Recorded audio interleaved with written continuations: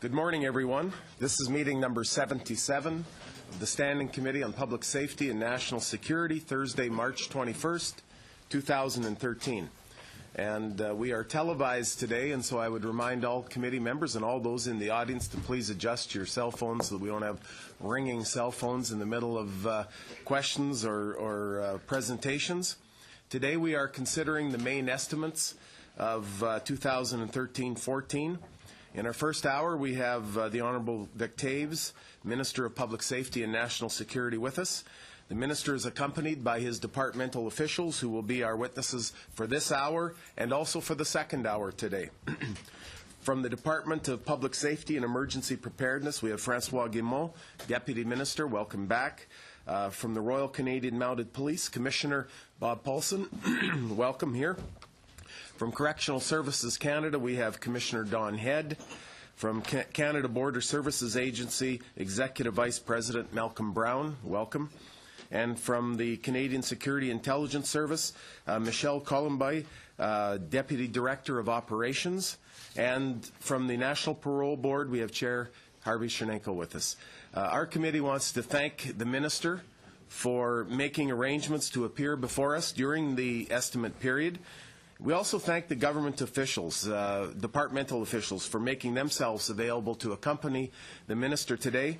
Our committee appreciates very much that the Minister and his officials all respond to our committee's invitation to appear from time to time, and indeed many times, and assist in our deliberations. Canadians are pleased and proud of all of you for the fine record of public service.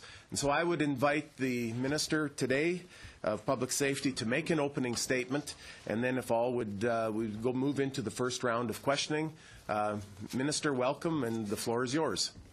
Very much, Mr. Chair. Indeed, it is my pleasure to be here to again share an hour or so with all of the members here, and I want to thank my officials, both from the department and from the various agencies that I'm responsible for being here as well. Pleased today to speak to both the 2013-2014 main estimates and the 2012-2013 supplementary estimate C. Mr. Chair, responsible governments must ensure that they use taxpayers' dollars in a prudent and fiscally responsible manner, and that's exactly what we have done over the past 7 years. Since 2006, our government has acted consistently to help create jobs and spur economic growth. We have made responsible decisions that have strengthened our economy while ensuring that we are keeping Canadians and Canadian interests safe. We believe that committee members will find this evidenced within the pages of the supplementary estimate C and the main estimates.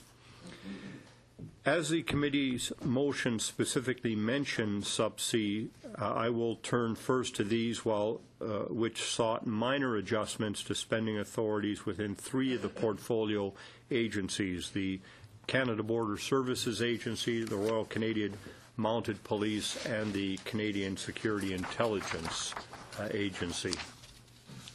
The total net increase in authorities for 2012-2013 for these 3 portfolio organizations equals $4.2 million, or 0.04%. Mr. Chair, this represents a small increase in the total funding approvals for the public safety portfolio for 2012-2013. For example, the Canadian Border Services Agency sought an increase in its voted authorities of $10.3 million to support initiatives within the Beyond the Border Action Plan. There is, however, no net change in the CBSA's appropriations, as those funds have been offset by a transfer of authorities that had been previously allocated by the Treasury Board. The sub-Cs also indicate a net total increase for the RCMP of $3.7 million, which is the result of transfers of funds to the RCMP from Public Works and Government Services Canada and the Department of National Defence. And finally, we saw a net increase in authorities for CSIS in the amount of $550,000, or 0.1% of its authorities to date. This amount stems from a transfer from D&D to CSIS for the acquisition of technology related to Canadian Safety and Security Program. Mr. Chair, let me now turn to the 2013-2014 main estimates, which represent a fiscally responsible way forward in our efforts to keep our streets and communities safe while strengthening our economy and supporting families. For the overall public safety portfolio, the 2013-2014 main estimates represent an initial funding approval of $8.049 billion, which is an overall decrease of $322.1 million, or 4%, over the previous fiscal year. This funding will be invested into priority areas that are helping us fulfill our commitment to keep Canadians and their communities safe. Among the overall portfolio funding increases are $329 million to the RCMP related to the renewal of the 20-year police services agreement with the provinces, territories, and municipalities. I want to specifically thank the RCMP for its work on that file and for departmental officials who did an excellent job in working together with the provinces and the territories. These are very, very complex negotiations, but very pleased at the work that was done and the cooperation we received from the provinces and the territories. I think they recognize that the RCMP is the best value for taxpayers' money, and agreed, indeed, without any concerns about that principle, that RCMP are indeed the best service for their money. And that's a real tribute to the RCMP. Also, $38.2 million to Public Safety Canada to provide funding for permanent flood mitigation measures for provinces and territories hit hard by the 2011 floods, and $24.1 million to the CBSA to improve the integrity of frontline operations at the border. Mr. Chair, these increases are offset by a number of decreases, including, among others, a $65 million decrease to CBSA funding for arming and e-manifest, which is sunsetting in 2013-2014 as part of a loan repayment schedule, and a $31 million decrease to the RCMP related to a transfer of funds to Public Works for the new RCMP headquarters building in Surrey, BC. Committee members will also see adjustments to the Correctional Services of Canada spending authorities to a net decrease of $428.4 million over the previous year, due mainly to the return of funds related to projected inmate population growth, which did not materialize, despite the wild predictions of the opposition parties. You'll remember, Mr. Chair, that it was the NDP who said as a result of C-10 and other bills there would be an increase of $19 billion in infrastructure alone. And that was clearly just false. It was fear-mongering of the worst kind. So, in fact, as you know, we returned to the fiscal framework $1.5 billion, almost $1.5 billion, because of the prisons that we didn't have to build. So it's because of that, and as well as the savings measures outlined in Budget 2012. The main estimates also include a $370.7 million decrease in the total public safety portfolio spending authorities related to Deficit Reduction Action Plan savings measures announced in Budget 2012. Mr. Chair, before we turn to questions from the committee, I will touch on some of those numbers as they relate to our work to keep Canadians and their communities safe.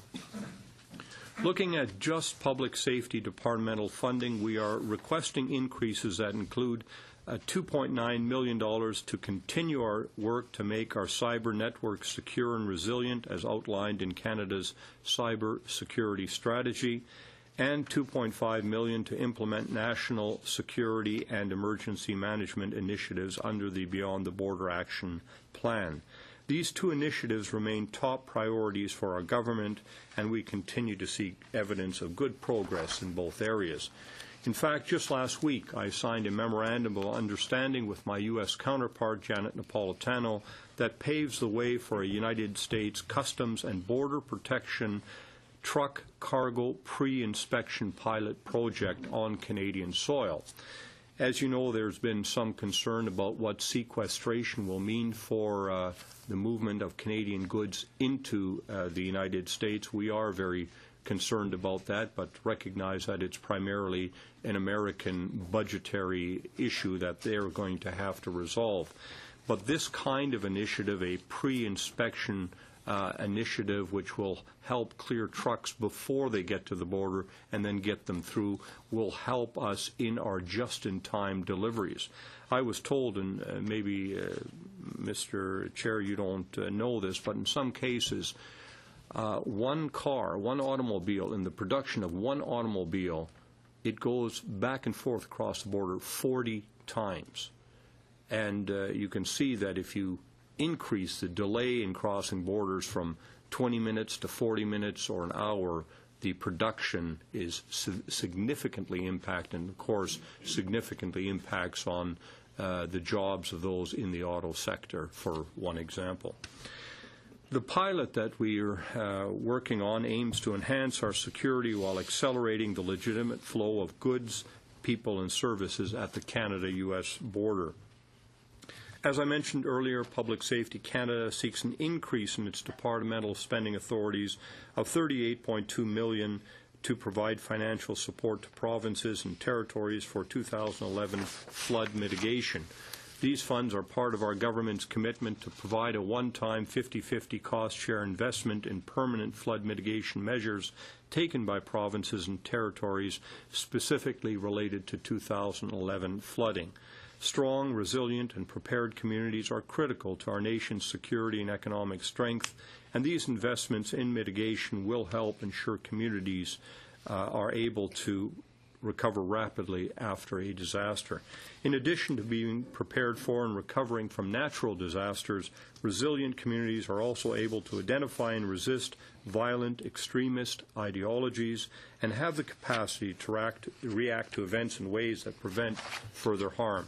As such, committee members will see a request for an increase to Public Safety Canada departmental spending authorities of $1.8 million related to funds for the Kanishka project. Launched in 2011, this 5-year, $10 million initiative aims to create a network of scholars who can undertake critical research into how Canadians can prevent terrorism and counter violent extremism. Again, a concern that I've discussed with the Homeland Security Secretary, and something that we share a common interest in.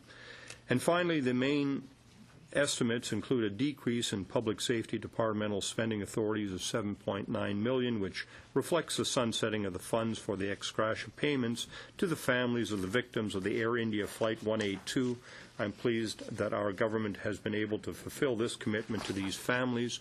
Mr. Chair, in summary, our government remains committed to using Canadian taxpayer dollars in the most efficient and most effective manner, and we will do so while moving forward with our plan for safe streets and communities, while focusing on strengthening legislation, tackling crime, supporting victims' rights, and ensuring fair and efficient justice.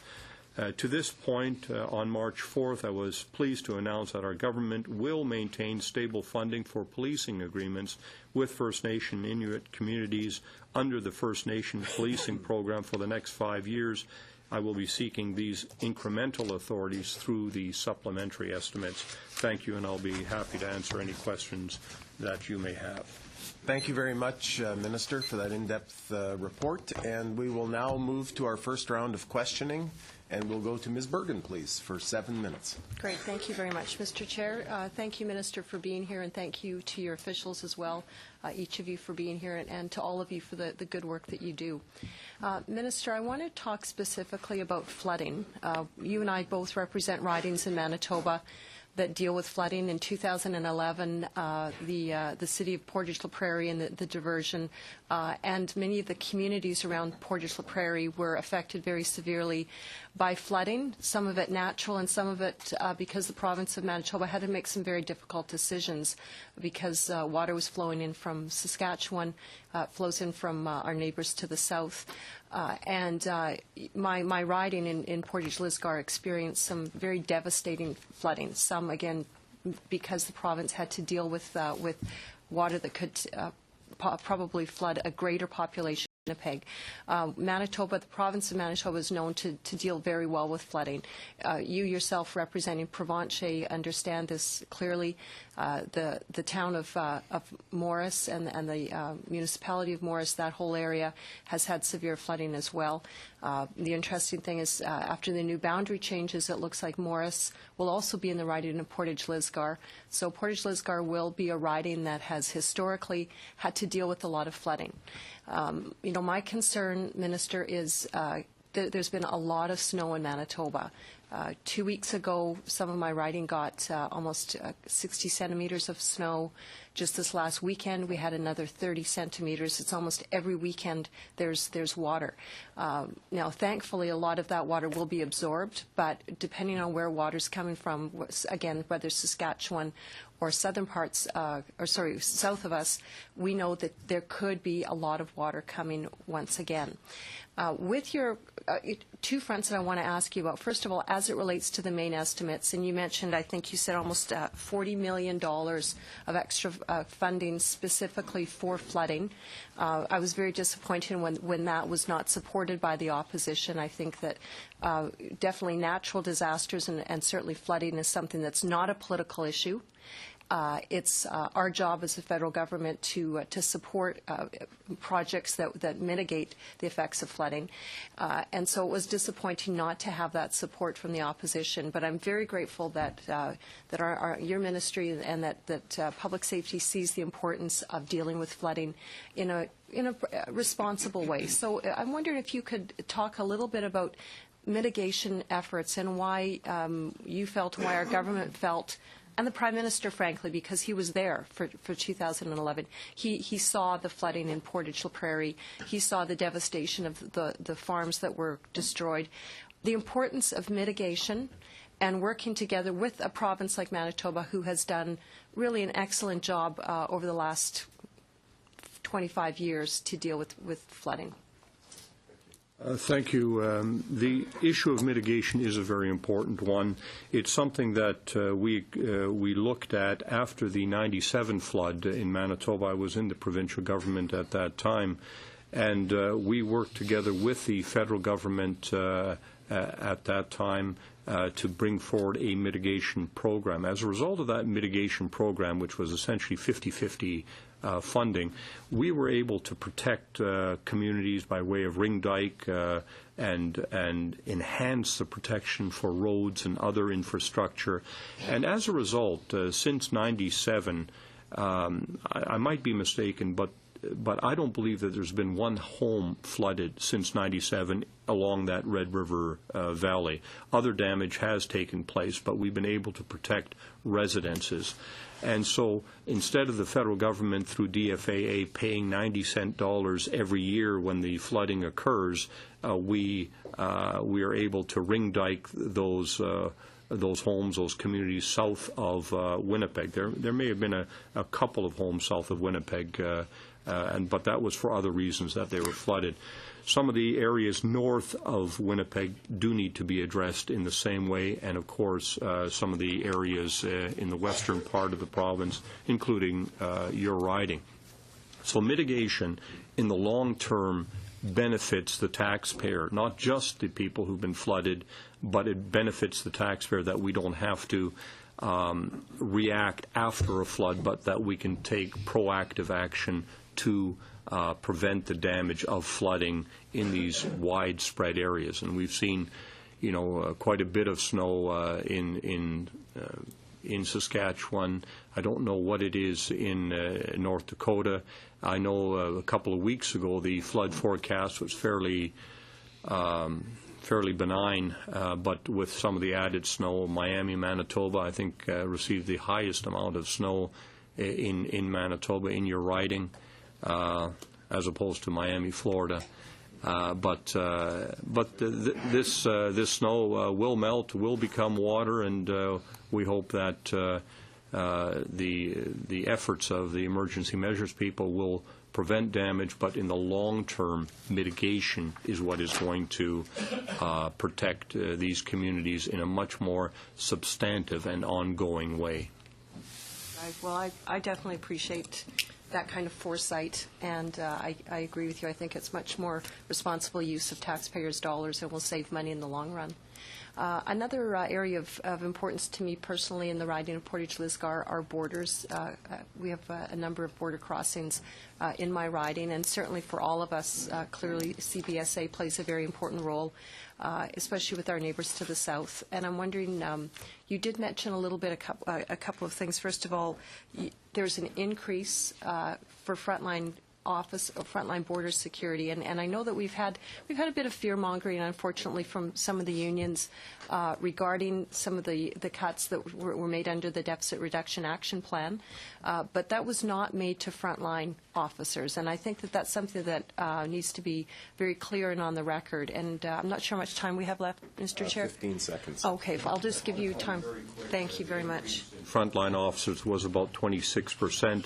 Again, as a result of our Beyond the Borders initiative, we're working very closely with the Americans to see how we can become more cost-effective at the border, securing our borders, and yet allowing for a more rapid transfer of goods and services. There's a number of pilot projects that we're involved in that we're quite pleased about. I mentioned the pre-inspection and others that I think will help minimize the impact of the sequestration issue in the United States, but that still is a significant issue, the sequestration. Thank you very much, Minister, and we'll move to Mr. Garrison, please, for 7 minutes. Thank you very much, Mr. Chair, and thank you to the Minister and officials for being here. Whenever the Minister and I deal with each other, I feel the obligation to talk about some things he'd like to talk about first before he does so. So I do want to say that nothing that we have to say today implies any criticism of our frontline staff in the public safety areas, who we do believe do their best to keep Canada safe in all those agencies. The second thing is know that we do not believe dollars are always the fix, but we are talking about the budget today, so we will be talking about dollars. And the third is the kind of reductionism that Ms. Bergen just engaged in by saying because we voted against the budget, there should be no federal government. We obviously will differ on priorities and may end up voting against the budget. It doesn't mean we oppose absolutely everything that's in the budget or absolutely every dollar devoted to public safety. So just to get those off the table. We had yesterday the tabling of the Parliamentary Budget Officer's expenditure analysis of criminal justice in Canada. And what that analysis, I think, shows is the government is pursuing policies which are driving up costs in public safety, both for the federal government and also for the provinces. Yet we have estimates before us today that show significant costs coming in public safety. And so I guess I'm looking at that contradiction and asking the Minister which policies that are driving up those costs, like additional mandatory minimum sentences and those kinds of things, is the government prepared to give up, or which of the major challenges in public safety are we not going to tackle? Because at some place this just doesn't add up. The costs are increasing. The number of people in prison, whether it's the projections or not, is still at an all-time high. Yet we're going to have a reduction in the funding for those things. So it's hard for me to see how you square the circle there by pursuing those same policies that drive costs up. And then really when we look at overall public safety, from the estimates and the supplements, we're going to be down about 30% from last year. Well, as I've indicated in some of my opening comments, the reason why a very large part of it was down is because we had anticipated, or the department had anticipated, there would be a much greater increase in the number of prisoners, and we simply did not experience that rush. When I became the public safety minister, I reviewed any spending in that respect, and I simply said we do not need new prisons. What we did, in fact, was build new units in existing prisons, and we were able to shut down 2 prisons, one of which the unions had been asking to shut down for an awful long time, Kingston. And Kingston should have been shut down, perhaps 50, 60 years ago. We were able to do that. The estimates by my own department were that by this time there would be over 18,000 prisoners in our prisons, as opposed to the 14,000 that were there in 2010. In fact, we're just a little over 15,000. So we've got about a quarter of what our own department estimated. And, with all due respect to your party, thousands and thousands less than was predicted by the NDP. The NDP made the comment that we're going to have $19 billion in new infrastructure. In fact, the total new infrastructure was about $600 million, and we were able to shut down Kingston and Leclerc. The net saving in Kingston, I can't remember what it was, but it's quite significant by shutting down Kingston.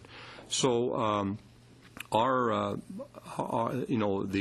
the doom and gloom that was being preached by individuals who had absolutely no understanding of what's going on in the criminal justice system simply didn't materialize.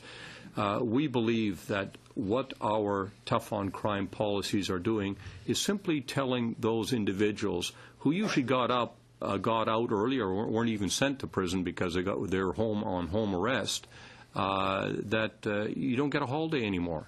You serve your time. And so these individuals are in prison for longer periods of time because judges have sent them there, and that's where they belong.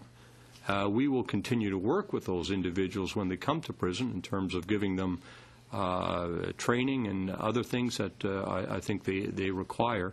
But my first priority is to make the streets safe, and that is by keeping these individuals off the streets, by incapacitating them in their ability to commit further crimes and victimize ordinary citizens.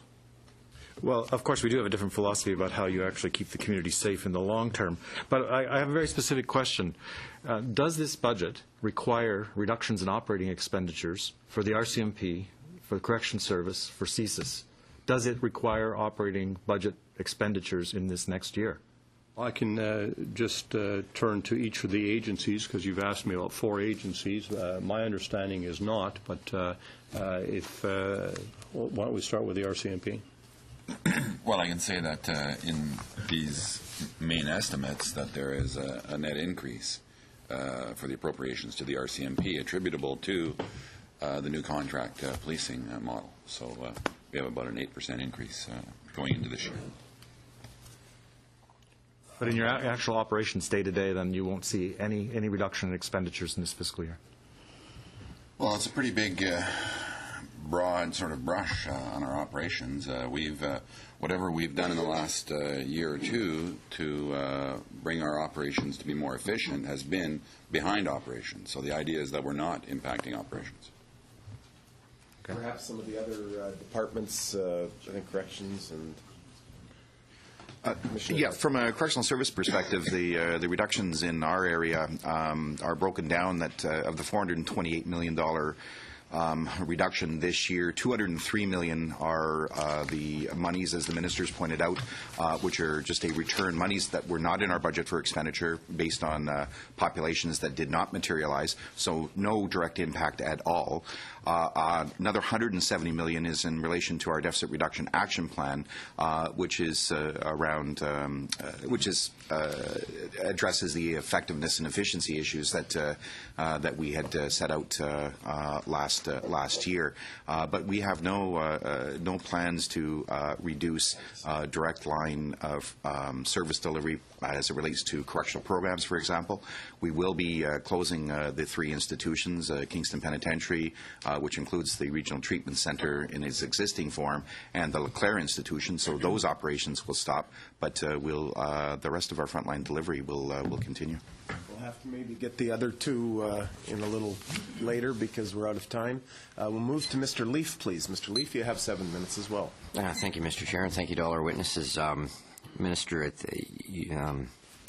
Mr. Garrison probably stole a bit of my thunder when I was going to ask about the corrections issue, and of course 2 years goes by rather quickly, but I remember well in the general election in 2011 the NDP certainly were making much to do about a prison agenda that we were trying to drive, and you certainly I think cleared the record quite well, but you did talk about $428.4 million in a net decrease due to a lower projection of inmate populations. And those, of course, were the projections that your own department made.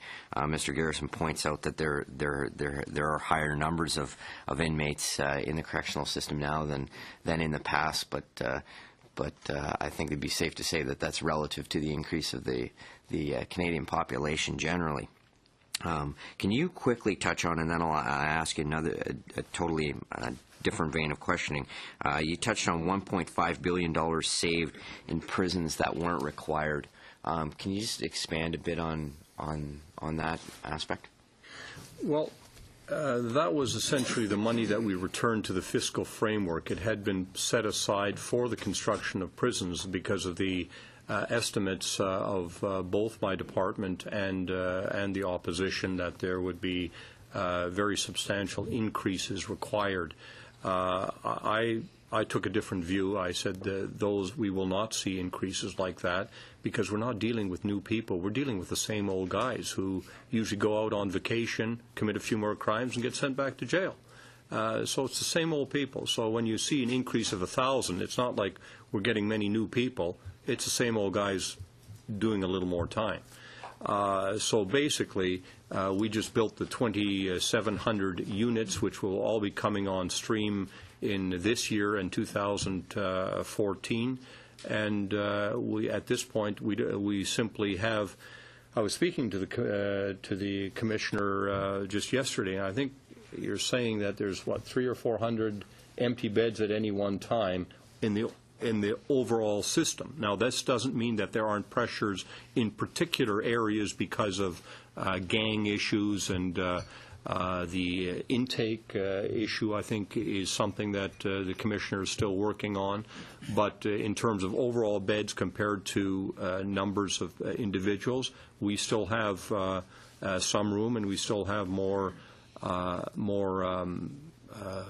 units coming online. I want to mention one thing. I want to thank you, first of all, Mr. Leaf, for your service to the RCMP and to the Correctional Service. So I know you come at it from both of those.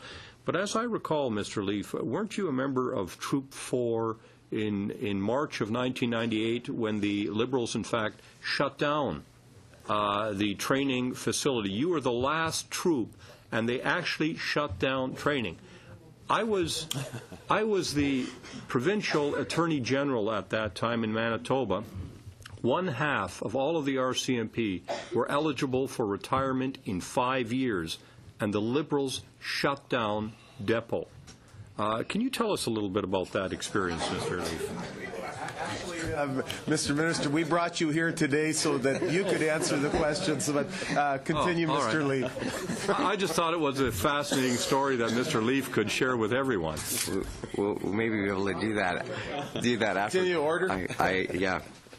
I could have ended up being a member of the Edmonton City Police because they were offering us jobs in light of those closures. But fortunately, I did get my turn with the Royal Canadian Mounted Police, so that was great. But Minister, you talked about funding for First Nation policing. The announcement last week. What exactly does this funding represent, and maybe you can let us know how that's going to enhance the law enforcement capabilities within the First Nation communities in our country? Well, I want to thank Cabinet for approving that funding for the first time, if ever. I think either in a long time or if ever, we're getting stable 5-year funding. And that is so important.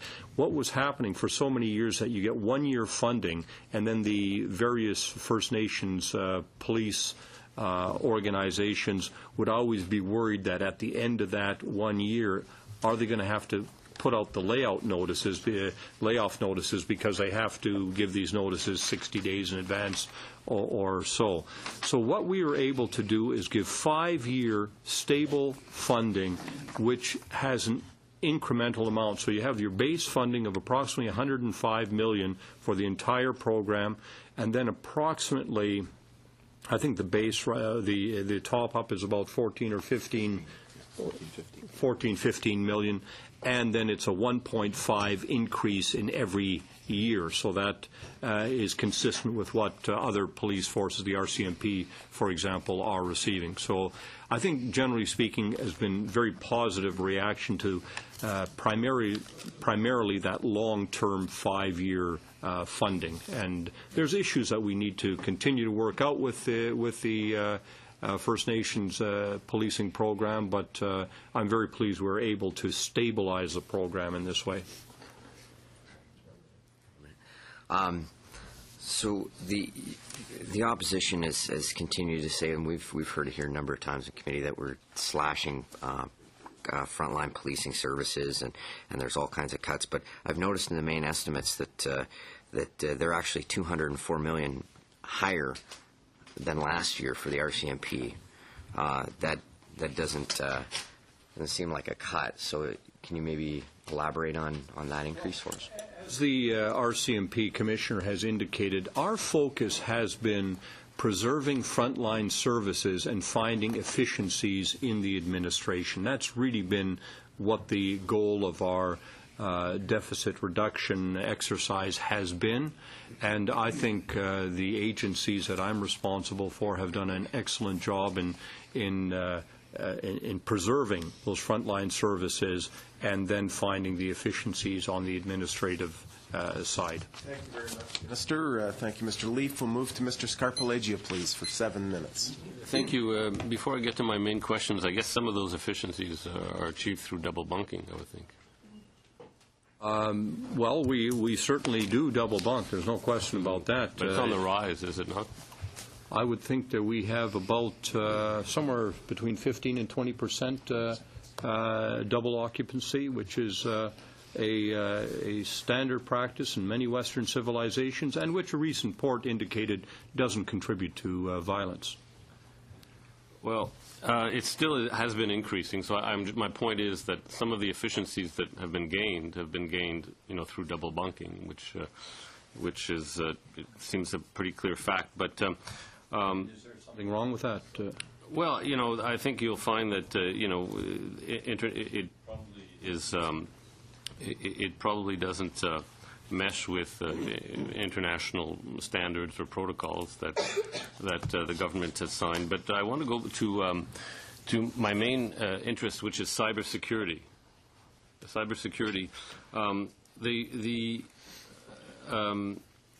Auditor General, if I recall correctly, Minister, mentioned that we don't really have a handle as a government. Your government doesn't really have a handle on how much we're spending on cybersecurity. Like, there's all kinds of envelopes all over the place, and in the fall he said, look, we just don't know. So have you been able to improve your accounting? Have you been able to compile some figures so that Canadians know, compared to other countries, for example, how much we're spending on cybersecurity, whether it be in your department or at the RCMP or in some other department in the government? Do we have a number right now on how much we're spending annually on cybersecurity? Well, I can. To some extent, of course, we've had a significant investment increase, about $245 million. We've entered into various agreements internationally. But my deputy has some more specific information that he can provide on that. I'm just looking for a one round number. I don't want to. I don't think you're going to get one round number. Why not? From me for the entire government. But why not? You share this information. You sit in cabinet. You share information with your colleagues. Why can't we get a round number from? Well, that's from the why minister? you have estimates for every department. You can bring every department. But you're in charge of cybersecurity. I do. And you can't tell me how much the government is spending every year on cybersecurity. Let's hear what. That's not accountability, Minister. Well, you haven't heard the answer yet. You just told me you can't provide it. Thank you for the question, and thank you, Minister. I did not really come here totally prepared to answer the OAG report. I've gone through it with my folks, and we have developed an action plan. Actually, I'm put on notice that I will have to go before PAC to explain where we stand on that. Now, there is a number in the OEG report, and going by memory here, it's around 700 and so million, and that was over a period of time, but it was not cyber specific. The OEG was looking for more specificity as to what was invested where, and we took it upon ourselves to look into this. But there is a challenge in the sense that these investments have been made in a number of departments, and like the Minister says, it's the collective that has the answer to this, as opposed to one single department. I understand. But it would be good to have a number, a collective number for the government, since the government is an institution in and of itself. So, but are we spending enough on cybersecurity? I mean, you look at countries like the United States; they're spending, proportionately speaking, they're spending much more than we are. And there was an article today in the paper talking about a digital arms race to deal with the new threat of cybersecurity. And compared to example to the UK, we're spending proportionately much less than the UK, proportionately much less than the United States, and it leads us all to wonder if we're really putting sufficient focus on this issue. I mean, the Auditor General said, for example, that the Cyber Incident Response Center was not operating at full capacity. I mean, you must have known that as the minister. You must have visited the center, and they must have told you how many hours they were operating. You know, I don't know why it took the Auditor General's report to alert you to the fact that the center was keeping bankers' hours. But the broad question is, how do we know we're spending enough on cybersecurity? How do we know we're spending enough? We haven't had a public discussion about this, and the committee hasn't looked at the issue. How do we know that we're taking the issue seriously enough when this is becoming the key international security issue, it seems? The Deputy. Thank you, Mr. Chair. I guess the first point I would make is we look at cyber in the department, and it's one of our top priorities. So I want to be clear about that. That's the first statement. Second point, we have a strategy in place. The strategy has been unveiled a year ago, plus or minus, and $155 million was put to that strategy, and it has 3 pillars. The reason why I'm putting emphasis on 3 pillars is that there's an understanding in that strategy that this is not only the federal government responsibility. There's a continuum of actions to be taken in society, and there's a continuum, therefore, of accountabilities on cyber. We take our coordinating role very seriously, and we have, for instance, carried out better coordination, better action at the federal government level.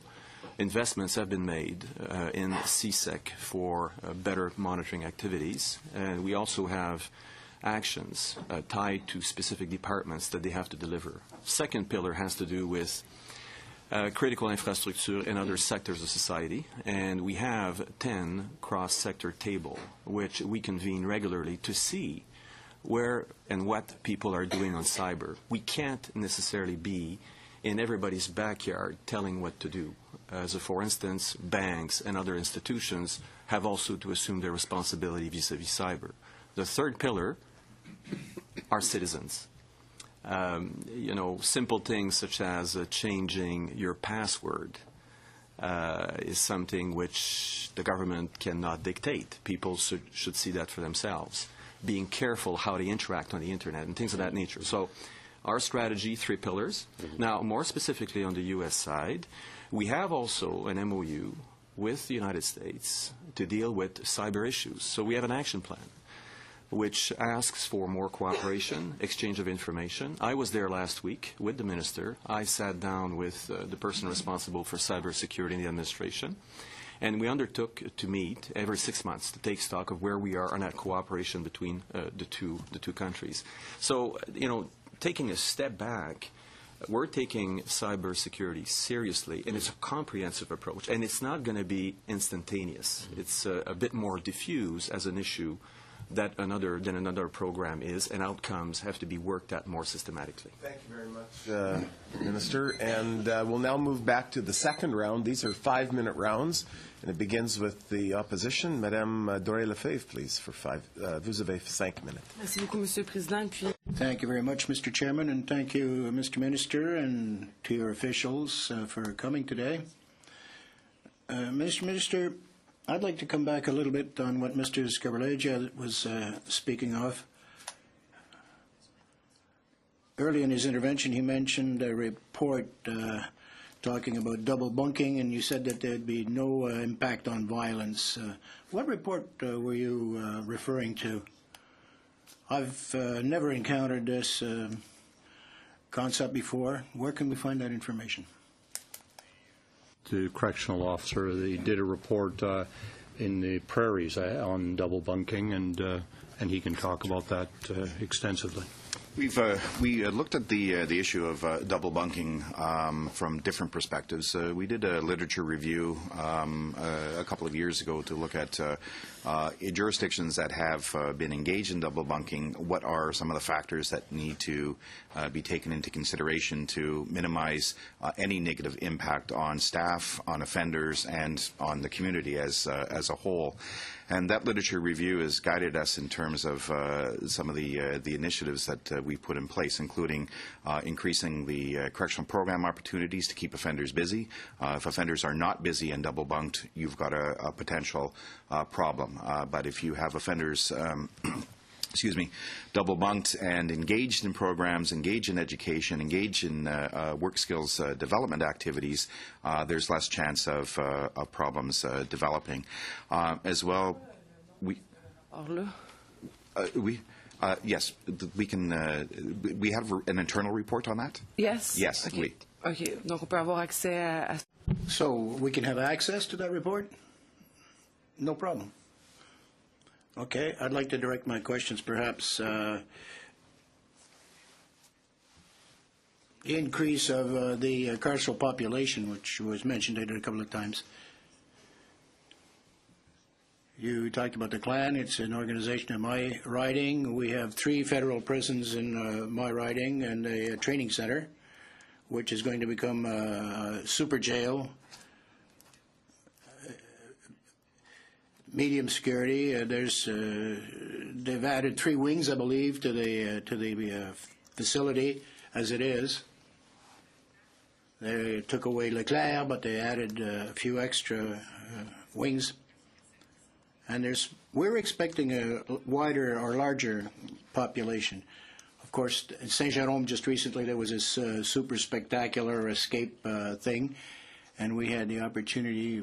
Thanks to that incident, we heard from a lot of stakeholders. It's a provincial establishment, yes, but the impact of C10. We're receiving a lot of complaints from the provinces. Those who are awaiting trial and remands, they're waiting in provincial jails or provincial facilities, and they're in overcapacity situation right now. What we're seeing in Quebec is that the provincial network of prisons is completely overwhelmed by, well, among other things, recent changes to the criminal code.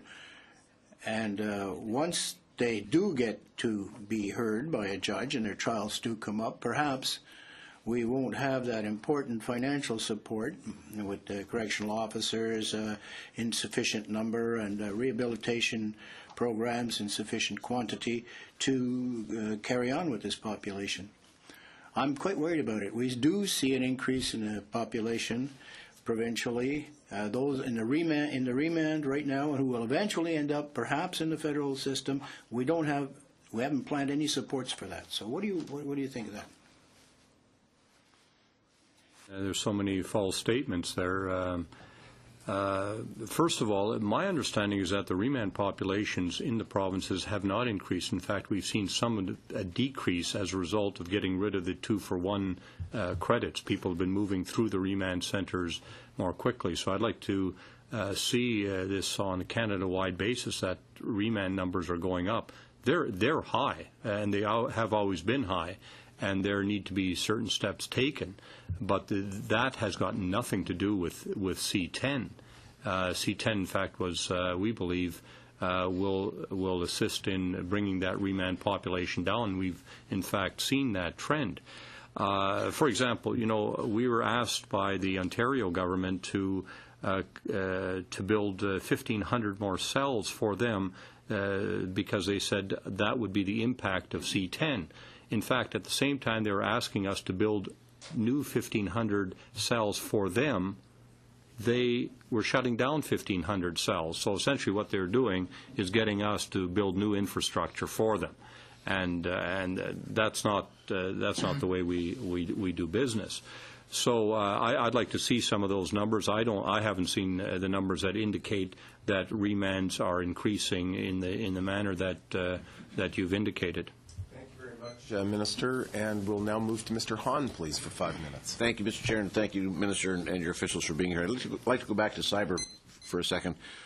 One of the hats I wear is as Canadian co-chair for the Canada-U.S. Permanent Joint Board on Defense, which has been around since 1940, and one of the areas that we look at extensively is cyber.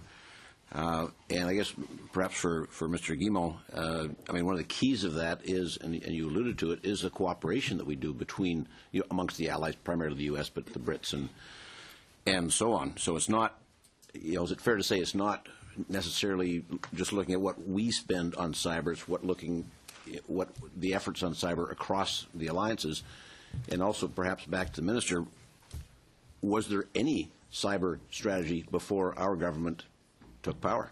Well, let's put it this way. Cyber, I'm not casting any blame here. Cyber came up on the radar very, very quickly. It was always a very low priority, and it has suddenly simply just mushroomed in a very, very short period of time as countries got together and started working on this. So generally speaking, the priority of cyber in the last 3 or 4 years has just increased exponentially, given the threat that it does pose.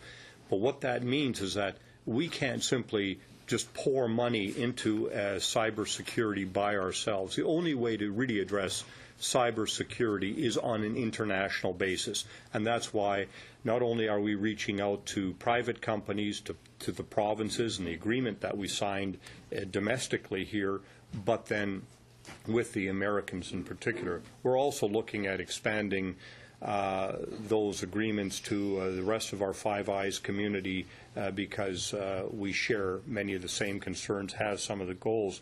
I would say that it was mentioned earlier, before I turn this over to the Deputy, the Auditor General looking at this issue of cybersecurity.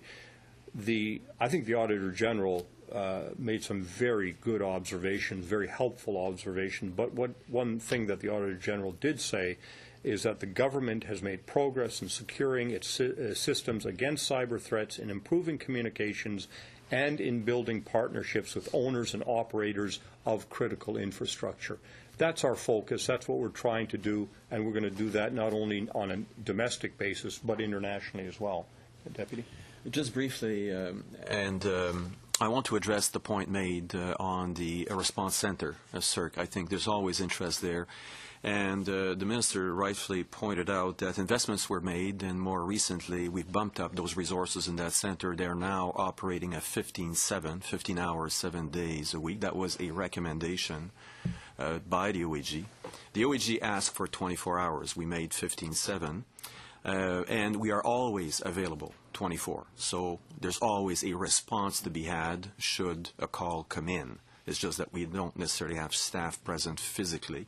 Last point I would make, since November or October, if I remember, when these investments were made, we've had no call that fell beyond the 15 hours, 7 days. So 0 call in that window. It doesn't mean that it will never happen, don't get me wrong, but right now we seem to be at the right point in terms of balancing resources and response.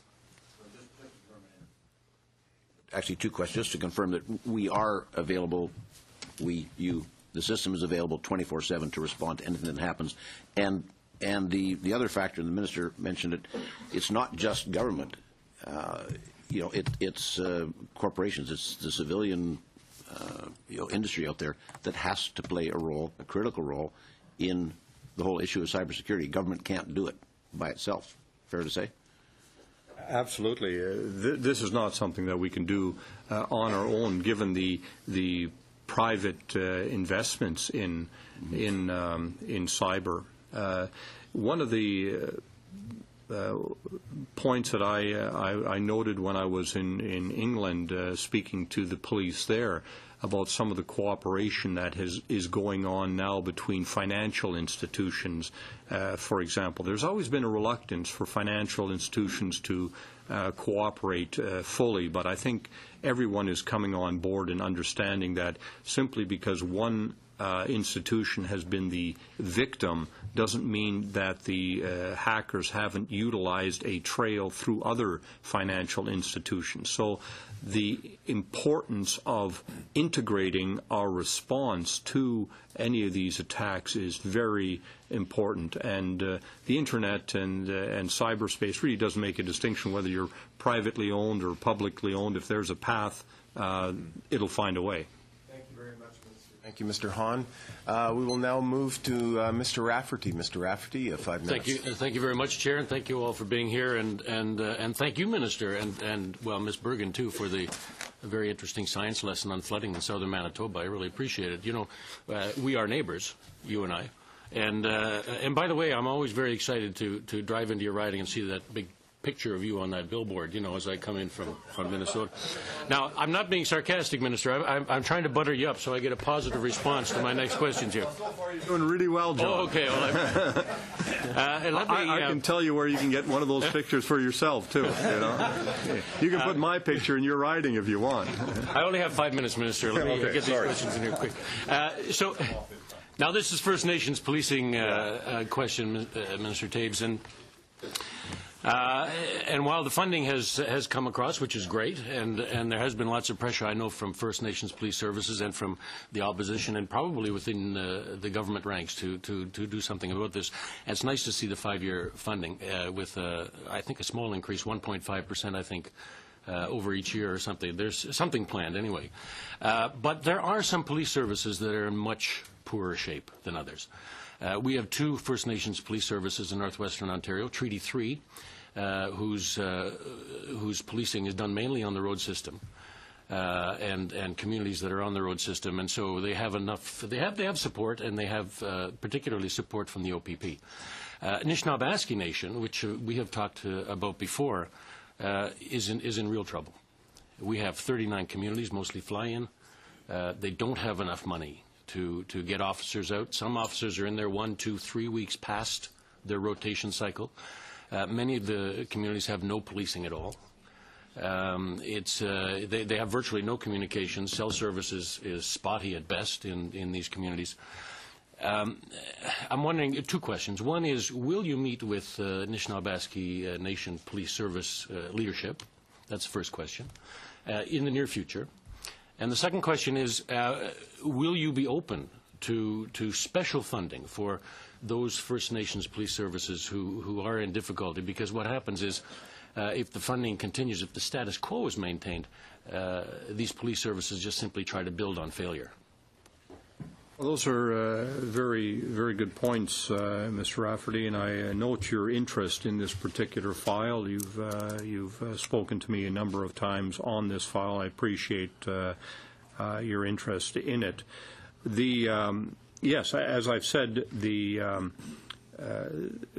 got this 5-year funding. We not only secured the base, but the top-up that was put in place, and which grew every year, and also this 1.5%, which will... Minister, I know my time is limited, so okay. Will you meet with the leadership? I'll get to the point. Okay. I have been meeting with First Nations communities, including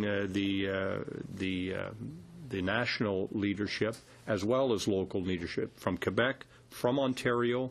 I've met with Manitoba. My officials will probably be in a better position to actually get stuff done. But if you feel that there's any specific reason why I should speak with them directly, I'm certainly willing to entertain that request. Thank you very much. And the second part of the question was, will you entertain over the next 5 years some increase in funding for those police services, those First Nations police services who are in real trouble? Well, that's the discussion that we need to have about how do we improve the First Nations policing program. The 5 years actually gives us the ability to talk about it. Under the old system where you're just 1 year, you really didn't have a chance to step back and say, all right, where are we strong and where do improvements need to be made? Will you entertain extra funding over the next 5 years? That's something, of course, for the finance minister, but I am prepared to listen to all reasonable requests to improve policing. Okay, let me ask you one I have about a minute or two. You have 1 minute. Last year the committee visited Kingston Penitentiary, and there was one facility there, a mental health facility, that dealt with not only issues directly related to perhaps suicidal inmates and that sort of thing, but there were a number of Alzheimer inmates there also. And we were told at the time that there are no plans to continue that facility elsewhere or to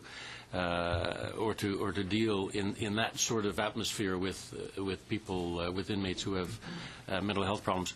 Can I ask you what has happened or what will happen to those inmates who need the mental health services that Kingston Penitentiary used to provide? As I understand it, the same services that are being provided in Kingston will be provided at other institutions. But you've raised another important problem. I'm not avoiding. All I'm saying is that, yes, we see those same services continuing. But really, if people do have Alzheimer's, should they be in a federal penitentiary? That's certainly another question. Yeah. That's a good question. Right now, there are very few options, and that's the nature of the discussion I'm having with the provinces. There are individuals who are in prison that should not be in prison because of their mental state, and that's something that I've talked about for the last number of years. Those are changes that need to be made. It doesn't help for Don, Commissioner Head, to get more and more money for mental health if that isn't the most effective way of dealing with specific kinds of individuals. I think as some of the population gets older, I think that's a very good question. Is it in the public interest to have Alzheimer's patients in a federal penitentiary, whether it's a medium or a maximum security? Aren't there better if they need to be in an institution, shouldn't it be a health focus rather than a penal focus? Yeah, I can't give you, Mr. Rafferty, you're already on, it looks like almost getting close to a 7-minute round, but I know that the minister's time is limited. Basically, what I would suggest is we're going to go to Mr. Norlock, I believe. Or where are we going? Do you want to suspend for a moment or two and allow the minister to go? I don't know his timeline. Your 1 hour is up, Minister.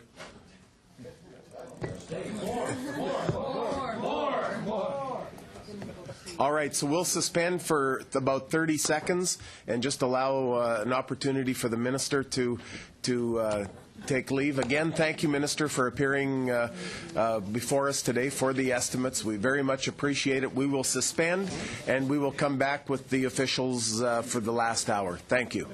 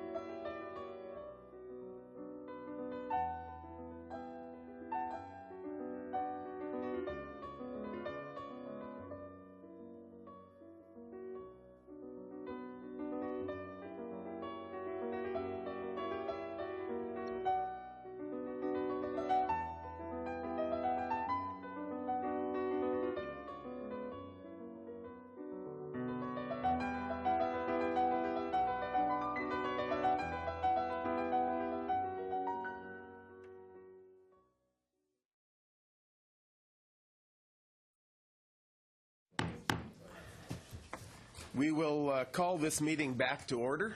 The minister has just appeared, and We're going to continue this meeting with the study of the estimates, and we have the department heads before us today, and we're going to continue from where we left off. We are on 5-minute rounds, and so Mr. Norlock, I think we were just coming up to your turn there, and I tried to give you an opportunity to speak to the minister, but you have the departmental heads here, and so we.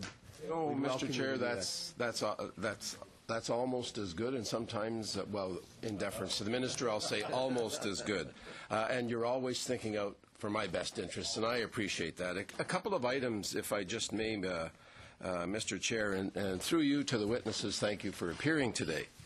The first one has to do with something Madame Dore Lefebvre brought up, and that had to do with remands. And I can recall quite a few years ago when I was the court officer just up the creek here in Pembroke, one of the ways the judge was able to reduce those people who breached his court orders, and because about, I think if I remember correctly, 20 to 30% of the cases before him were people on remand or on recognizance or on probation. And, of course, the only power courts have are people who obey the court order. And so what he did was he got tough on people who committed offenses pursuant to their court orders. So he would have a scheme where, and I'll tell you what happened. The number of people on remand and the number of people who breached those things went way down. So sometimes it's not just about the government doing something. It's about those partners that we work with and including judges and prosecutors. The other instance, sort of thing that was brought up by the opposition and Mr. Rafferty, and because he's from Northern Ontario, I know that First Nations issues are important to him, as they are to all of us, because they are very important. But I belong to an OPP unit that turned over the policing of the James and Hudson's Bay Coast, and that was the Northeast Patrol Unit, to the Anishinaabe Nation. And what did they say to the Ontario government, and I suspect the federal government? They said they could do as good a job, if not better, with the existing resources. So we turned over the aircraft and a co-pilot, etc. So something must have changed in the 15 years. I don't think the funding's changed. But I know there continues to be a need. But I just think it's important to say that these transitions from traditional policing by the, shall we say, the traditional policing moving towards First Nations policing, sometimes I would ask us to, as I'm going to get to Commissioner Polson here in a minute, and some of the issues surrounding the economics of policing, but sometimes organizations need to look within themselves and see if they're doing things the right way. Commissioner, we're looking, as you know, because you've come before us, on the economics of policing. And I think I may have mentioned that in the province of Ontario, some municipalities, and I'm going to ask you if the same experience, or if this is the same experience in other than those provinces policed by a provincial police force, that some municipalities in Ontario, their policing budgets are 50% of their municipal budgets. Is that experience occurring in the rest of Canada, to your knowledge? Well, thank you for the question. I think I can't say specifically 50%, but I know that some of our smaller communities that we service are struggling with the cost of policing. And of course, we see, of course, governments looking at all their agencies with a view to reducing costs. That's not new. I don't think in your experience as a police officer, I know I have 30 years with the OPP, and I can recall many times when the province had to look at their provincial police force and say, you guys are going to have to do with less for a while until the government until we get out of this tough period. And I can recall various ways in which the OPP planned on doing those things. And I'd be very surprised, and I'll turn it over to you, that when you're meeting with your senior staff and you're looking ahead at, you don't know for sure what the government's going to do, but you have a fair idea. So let's say there are some reductions in certain places. Do you not have a planning committee that comes to you and say, okay, if this happens, here's where we'll find those efficiencies, et cetera, et cetera? Because I think Canadians need to know that there's plans here. Okay, thank you, Mr. Norlock. Mr. Paulson for the answer. Of course, we police at the three levels, and we do that At the national level, for example, the Deficit Reduction Action Plan, we've done that. We have initiatives. We're recalibrating. We do it provincially. Each of my COs are doing that on the provincial basis. And municipally, with our partners in those municipalities, we're doing the same thing. And I call it sometimes doing less with less, but doing things more efficiently and more productive, with more productivity attached to it. Thank you very much, Commissioner. And we'll now move to Monsieur Rousseau. Monsieur Rousseau. Tabernache, OK. Yeah. OK, first question. La première question serait pour Monsieur. The first question would be for Mr. Malcolm Brown. $24.1 million has been invested in the new budget for the improving the integrity of operational frontline services. What is meant by the integrity, the program integrity, and does the government intend to operate remote-controlled border crossing points, as we've heard talk of in the past? Thank you very much for your question, sir. Two-part answer. The $24.1 million, which was described accurately by you as program integrity, is really designed to focus on 3 or 4 areas. One was a peak period strategy, which is to provide additional funding when, particularly at the land border, when we know traffic is very high and Canadians were experiencing undue wait times.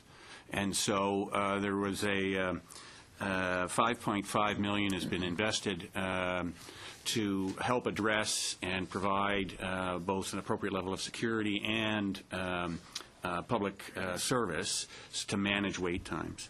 Other elements were to support the government's decision to end the situation where we had officers working alone. So we call it the Doubling Up Initiative. So those would be a couple of the elements of the kinds of things we're doing. In terms of your second question around remote control, I would say we're working in part under with the United States as part of the Beyond the Border Action Plan, always at how we can use technology to facilitate and expand and improve service. There are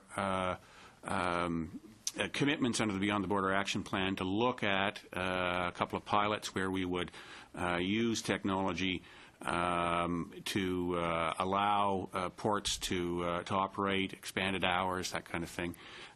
The sense of remotely implies no human contact, no strictly distance only.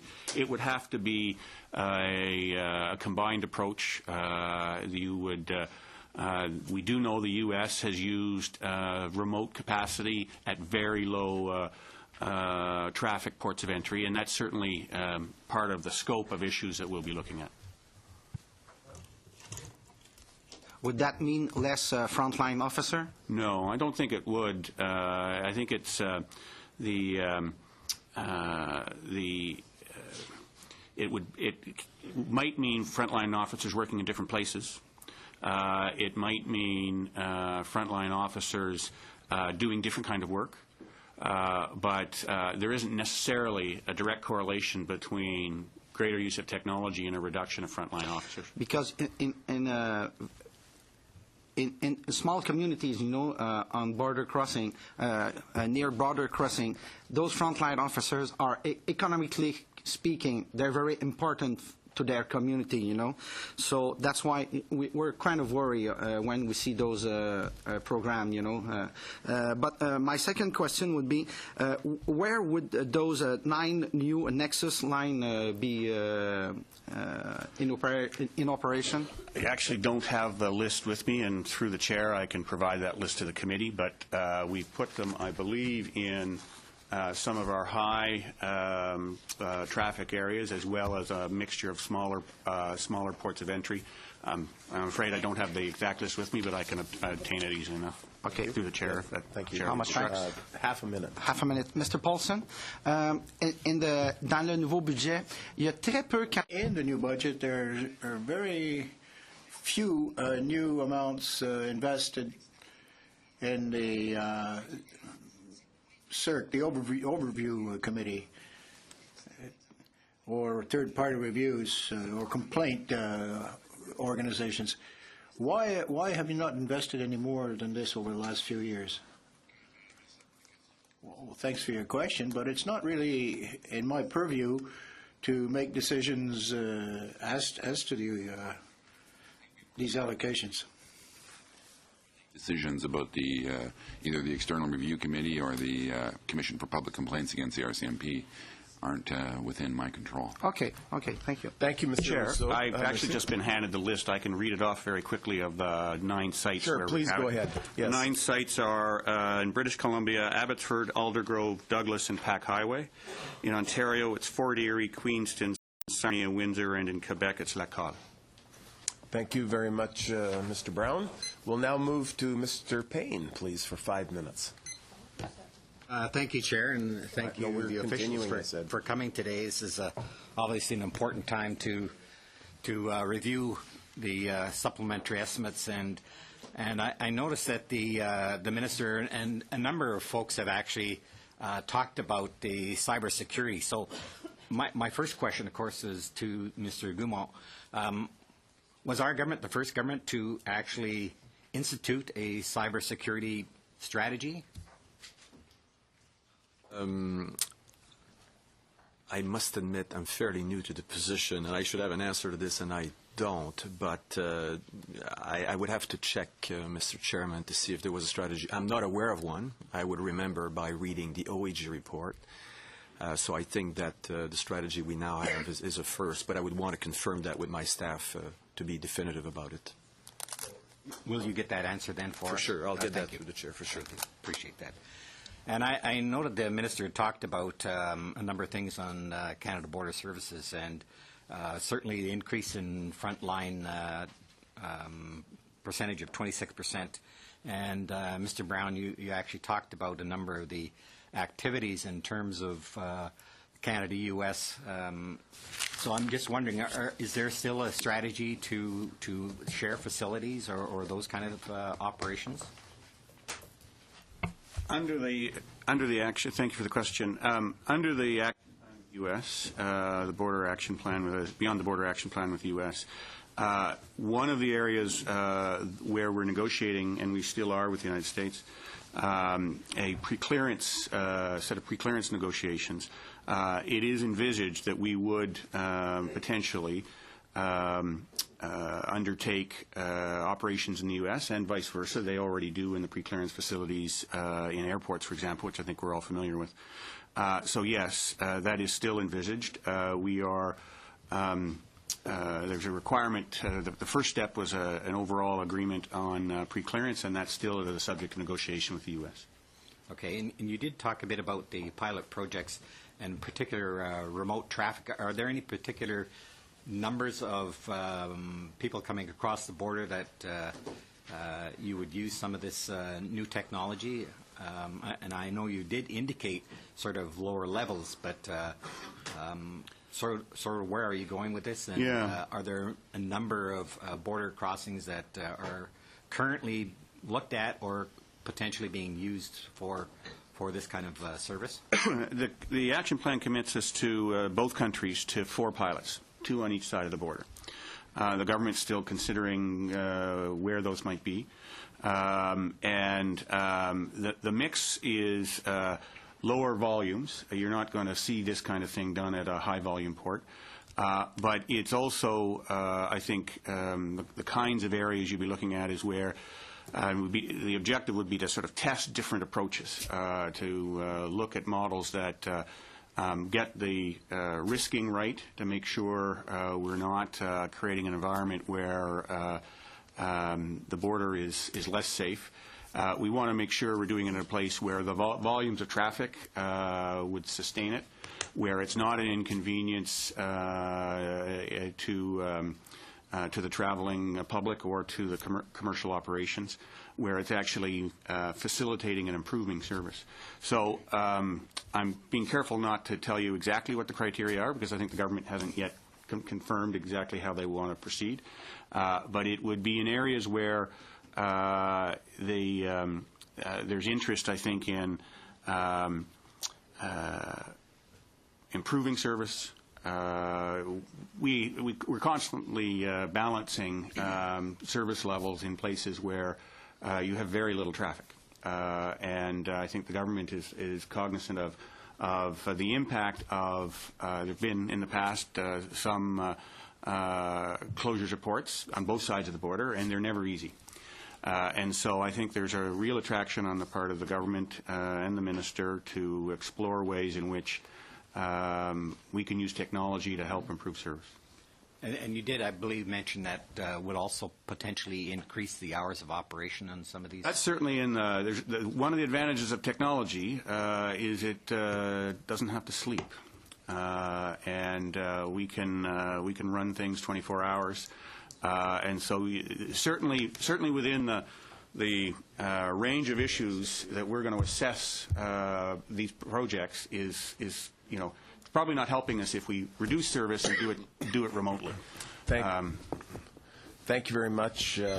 That's your 5 minutes, Mr. Payne. And I know Mr. Payne didn't get to the wild horse crossing down there in his riding. He usually does have an opportunity to put a plug in there to make that a little longer hours. And so I know he wanted to do that, but the time wasn't available for that. I would also put that plug in, by the way, because my wife spent 2.5 hours at Coots yesterday waiting to come back up. So just as a side. We'll now move back to Mr. Garrison, please. It should be Mr. Gill, sir. Oh, I'm sorry, Mr. Gill. Oh, I apologize. Mr. Gill, it's your turn. Back to back. That's right. Thank you, Mr. Chair, and I also want to thank our witnesses for being here with us today. I represent a riding just outside of Toronto and Brampton. It's called Brampton-Springdale, and we have a very large transportation hub. You can say very large. Also, some of the manufacturing facilities, including the Chrysler plant and others. So our city depend a lot on sort of how effective the border crossing is working. So my question is obviously to Mr. Brown. Are you able to tell us? I mean, I know the minister mentioned that there's been a 26% increase to frontline personnel and so forth. In terms of the border crossing, especially commercial, the trade, the trucking, and so on, what sort of impact has that had on the trucking industry mainly, and what are some of sort of the improvements that have been made over the years?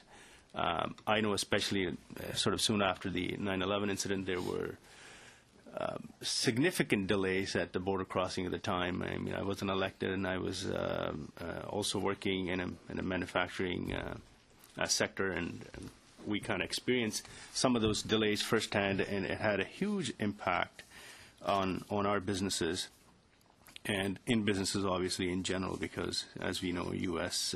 is the largest trading partner. And I'm wondering if you can shed some light on some of those areas. Thank you for the question. The short answer, since I went on too long in the previous answer, the short answer is our volumes are increasing. You were asking specifically in the context of the impact of a deficit reduction action plan. Volumes are increasing. We're actually seeing wait times either staying the same or improving slightly. I think the agency would argue that's a direct result of the fact that we made every effort to protect frontline service delivery. And that is true both, I think, for the, we call it the traveler, individuals in personal vehicles crossing the border and on the commercial side.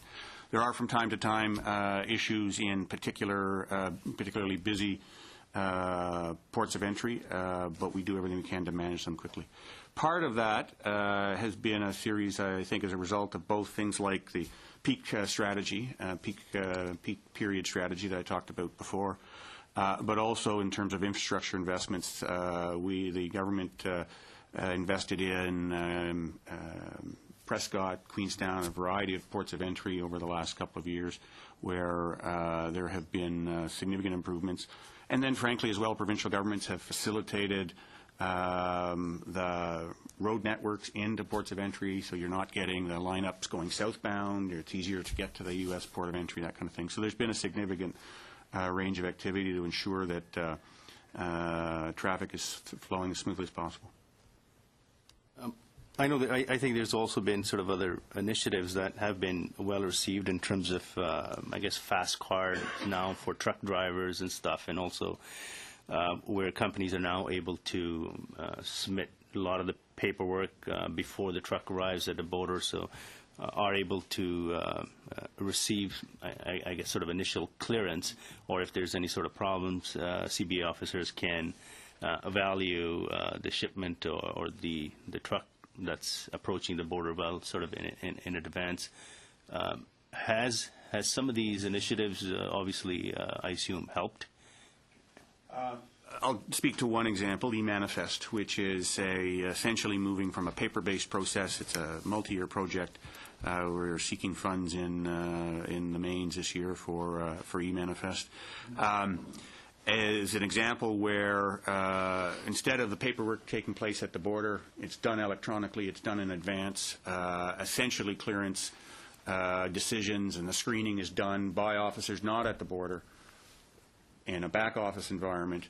That is, as the truck arrives, that's pulled up in front of the officer, and all the risking is done. And if it's a high risk or there's a question, that truck's pulled aside. So certainly from our stakeholders in the regular meetings we have with them, big shippers, both manufacturers and retailers, are very complimentary about this kind of shift to moving the work away from the border and focusing on the border on the high-risk issues. Thank you very much, Mr. Gill and Mr. Brown. Move back to Mr. Garrison, please. 5 minutes. Thank you very much. I want to start with what I hope maybe is a quick question to the Deputy Minister on the question of pardons. I know that members of Parliament in all parties I've just had discussions with them about significant delays in the pardon process. These are people who've served their sentences, done their waiting time, are fully eligible for pardon, and now they're waiting 1 to 2 years, and it often prevents them getting jobs. It has severe impacts on families. And so I wonder, is there money in this budget to address these severe delays in getting pardons to those who are trying to reintegrate themselves? Thank you, Mr. Garrison. That may be better. Mr. Chineko, Parole Board, may be able to answer that as well. Mr. Chineko. Mr. Chair, Mr. Garrison, there are approximately 21,500 pardon applications currently in our backlog.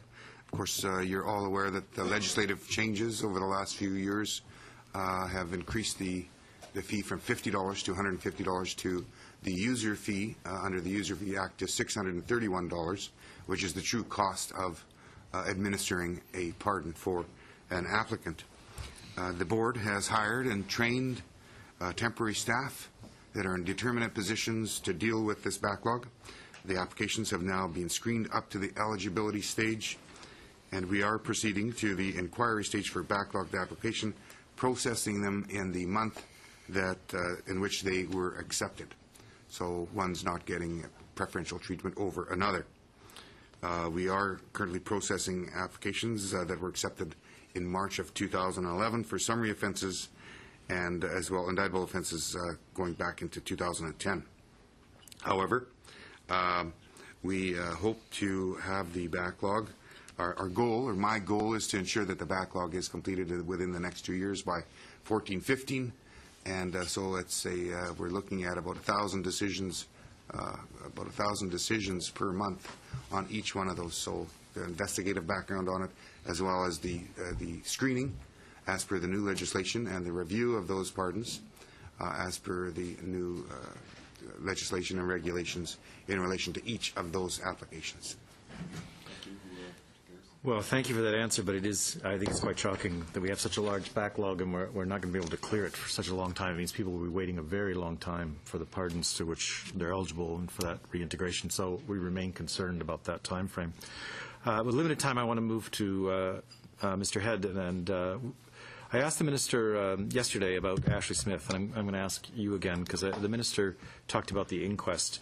And what we've been emphasizing is the correction investigator made recommendations in June of 2008 on how to deal with prisoners with mental health and the changes that were needed.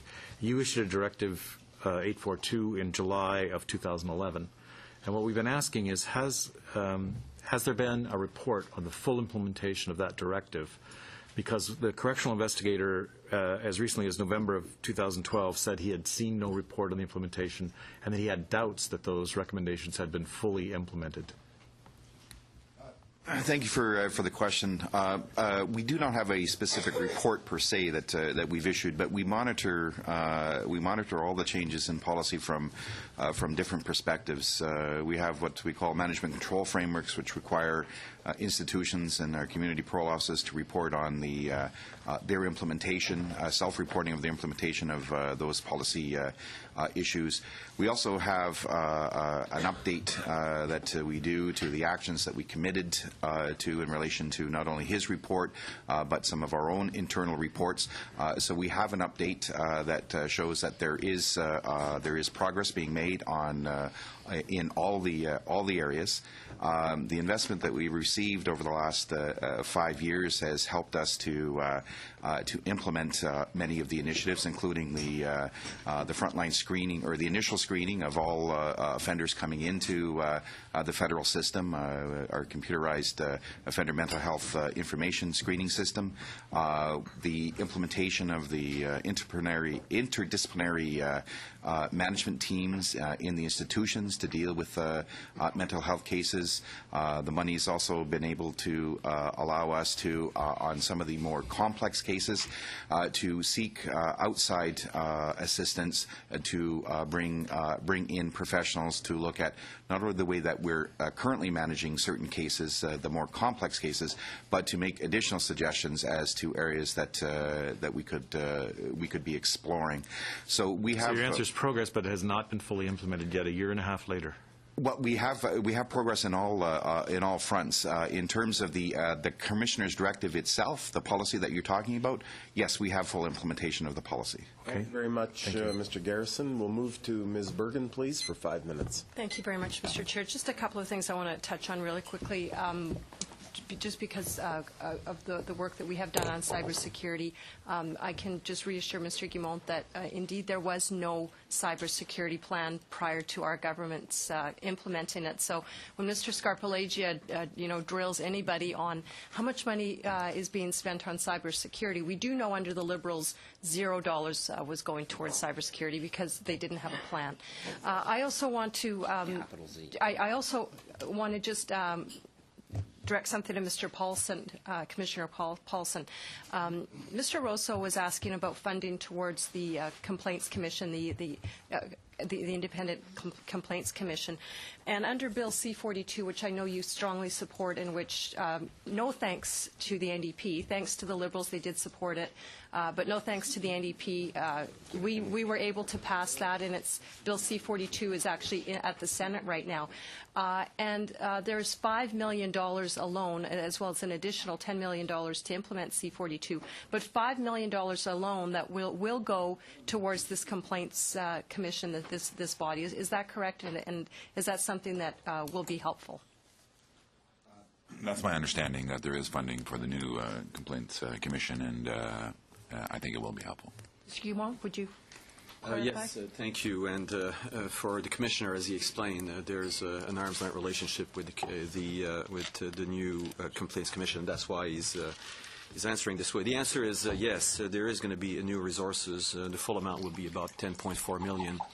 And that implies an increment of about $2 million over the current base. So there will be a bump up in view of the further responsibilities that will be tied to the Commission. So I just want to confirm that. And thank you for confirming, and I feel a bit awkward here, but my staff did give me also a note saying that the cyber strategy was a first for Canada. So I just want myself to also be on the record confirming that. Thank you. Thank you. And then again, just to clarify, so that funding that you referred to is under Bill C-42, which the NDP voted against. This is for the Civilian Review and Complaints Commission of the RCMP. Thank you. No, I think that's just important because they, like to say, well, we vote against something, but we didn't actually vote against what was in that, and they did. Thank you very much, both of you, for that clarification. Mr. Coloma, I'd like to go to you.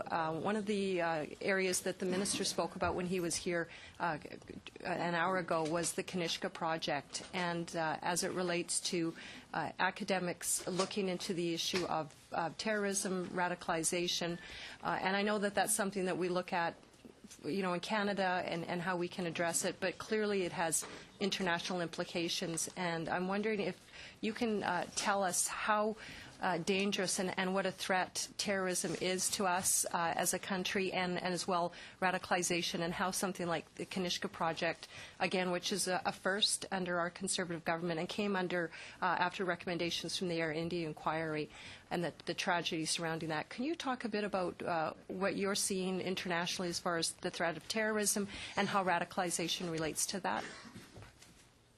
Thanks for the question. Terrorism for the service is still the #1 priority in terms of threat to the security of Canada. And within that threat, radicalization, or what is known as homegrown terrorism, is the #1 priority, as we've seen, for example, with the Toronto 18. It is something concrete that does exist here in Canada. It's important to understand that radicalization, it's not an issue that a security intelligence service or law enforcement, for example, can deal by themselves. First of all, we have to understand the phenomena, what's driving young people to become radicalized. So a project like this one is crucial. In our public report, we've mentioned that the service itself, or analysis branch, did a study on radicalization.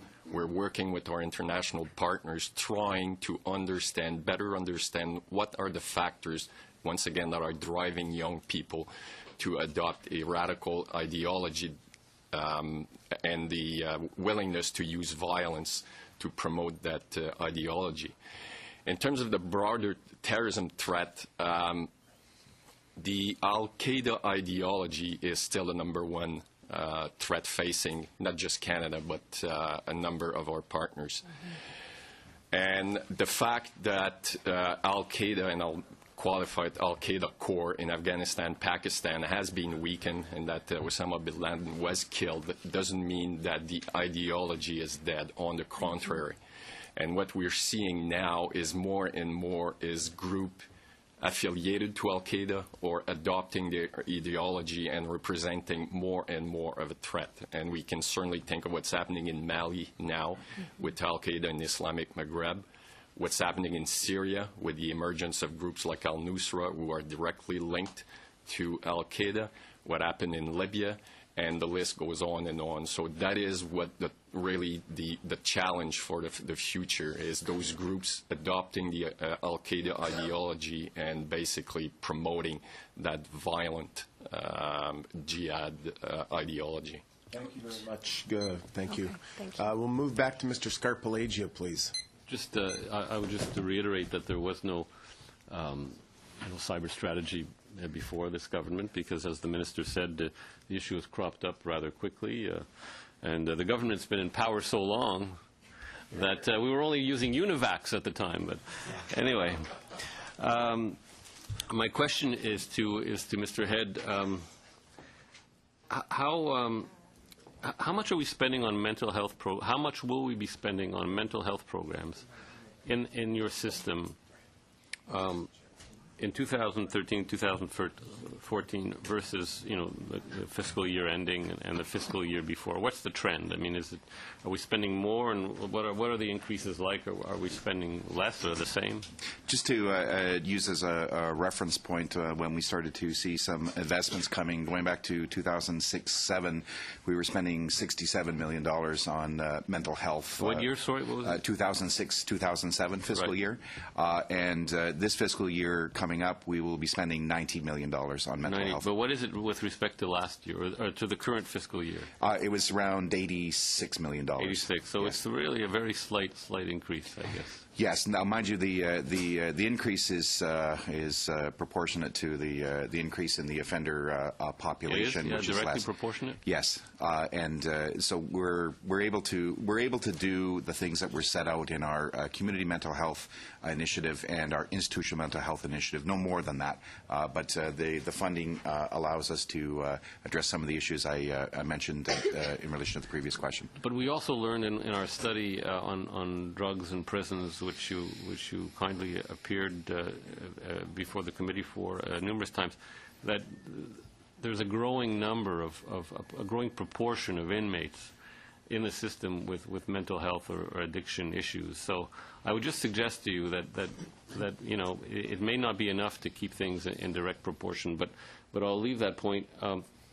And I read something very interesting in the media a couple of weeks ago about the United States, and there's a problem emerging in the United States penitentiary system, which actually reflects demographic trends in society, namely that there are now more and more older inmates who are, obviously dealing with some of the challenges that come with age, whether you're inside or outside, including a higher incidence of, Alzheimer's and so on.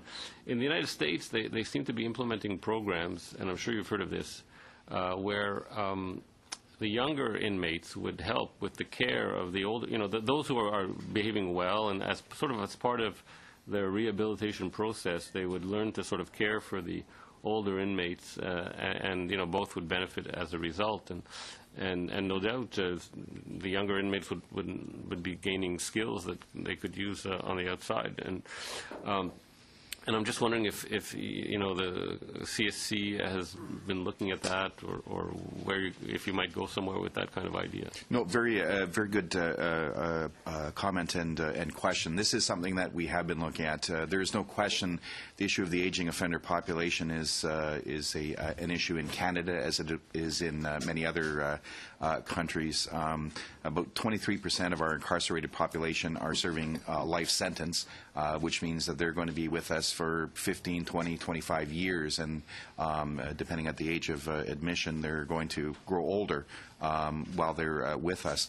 We have looked at the program that you're looking at in the U.S. We have done some of that on a case-by-case basis across the country, peer support program, and it has been quite useful in certain cases. One of the challenges we have is, as you can imagine, is just matching up the right offender with another offender. Charging an offender with somebody else, another offender's care is a very sensitive issue. But when we have had the right matches, it's been very positive. Oh, you've done it already? Yes, we've done it in some of the institutions across the country, especially those individuals who are in early stages of dementia. Right. 30 seconds. Well, I'll leave it at that, Chair. Thank you, Mr. Scarpellegia. We'll move back to Mr. Leaf, please, for 5 minutes. Sure. Mr. Senko, we haven't talked to you too much yet today, so I just wondering maybe what efficiencies the National Parole Board has found. I noticed in the mains, the mains for 2013, 2014 are down a couple of $1 million from 2011, 2012. So maybe if you could just touch on where those savings are occurring, what efficiencies you might have found, and maybe if you're able to touch on the user fee cost for National Parole Board and how that might be beneficial to Canadian taxpayers. Excellent. Thank you very much. Very good question. Really, the Deficit Reduction Action Plan, we developed 14 projects or strategies in relation to providing our 10% reduction. 9.8% was accepted by Treasury Board, and this year it'll represent a 5.5% reduction of about $2.8 million. We found a number of efficiencies in relation to how we do some of the work we're doing. We have a pilot project in the Prairie region right now in relation to electronic files versus using hard copy paper files, which include obviously for offenders volumes and volumes of documents. So we are in a pilot project with that right now, which is providing some major efficiencies for our board members. However, the main areas that we found additional funding was through video conferencing of hearings versus traveling for especially in some of the areas. The prairies probably the most, because the federal institutions are geographically located all over, and obviously we have to send board members and staff to attend to the hearings in those areas, and of course there's hotel costs, there's per diem costs for travel as well as food. So there's some major savings in video conferencing over the next 2 years. However, we've already increased. The goal was to be at 20% by the end of this year. We've already exceeded that, and in some of the regions we're beyond the 20% and into the 30%, and in fact beyond the 30%. So we're really seeing a major increase in those. There's no issues with the offenders. There's no issues in relation to having the parole officers at the other end of the video screen as well. So it's been very, very productive and very efficient and effective for decisions and or for hearings at institutions. The other main area that we're seeing major efficiencies is in relation to reducing quorum from 2 board members to 1, which was legislation that came in last June and took effect December the 1st. And so it did reduce our quorum from 2 board members to 1 board member for all those offenders on a post release. So if offenders were released from an institution and they breached or committed a criminal offense and they were sent back into the institution versus having a hearing, we have a office review done, and instead of having 2 board members reviewed, it's done by 1 board member. So you can see just in that alone, that's going to provide us with savings in the neighborhood of $1.6 million per year. So these are some of our major costs that we're going to be saving. So the $631 in relation to the record suspension, which is the new name for a pardon, was based on the User Fee Act and through consultations that we did with the consultation we did with the public, with the NGOs, with other organizations, and obviously through the user fee. The $631 amount was determined to be the administrative cost, the full administrative cost for a pardon, so applicants pay that themselves, and thus taxpayers are not paying for a criminal offender's record suspension. Thank you very much, Mr. Leaf and Mr. Chernenko. We'll now move to a 10-minute round, actually. We'll go you get 2 rounds back-to-back. Madame Doré-Lefebvre. Merci beaucoup, Monsieur le Président. Et puis, je veux juste faire... Thank you very much, Mr. Chairman. And I'd like to perhaps speak to Mr. Head, if I could. You spoke of a report. Perhaps it would be possible to get a copy sent to the committee so that the committee can be advised of that particular report.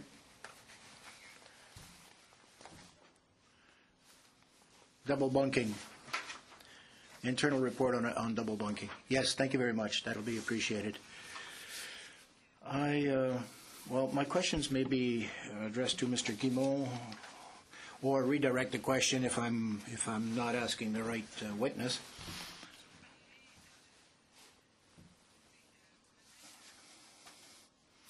There was a recruitment fund, a temporary recruitment fund for police officers, and the province of Quebec had made use of it. We were entitled to 92-point-some%, I believe, but we created mixed teams to fight street gangs. The first year, the results were just fantastic. A huge increase in the number of arrests, fewer murders, more raids. The numbers are there to indicate the merit of those mixed squads. They were using these funds, about $400 million, to make this recruitment effort. Now, of course, we've been advised that it's temporary and it's going to sunset soon. And correct me if I'm wrong, but I think we were told that there was a fund of $30 million for the fight against street gangs within Quebec and probably for other provinces as well. There is a big issue with street gangs. Is there anything in what's being proposed by way of funding or budgets that could be used to finance the fight against street gangs? Basically my question, whoever can answer. Thanks for the question. Just to confirm or review the numbers here, I recall answering that question prior to another committee. Yes, there was a fund set aside, reserved to hire, I think, 250, I think 4,000 new hires occurred thanks to these funds. And this prorated for the provinces was sort of open money for these provinces. They could decide where they wanted to concentrate their efforts on crime issues. It was not renewed, the fund, because it did what it was supposed to do. And of course, we will continue to work in close cooperation and collaboration, federally, provincially, in a fight against crime.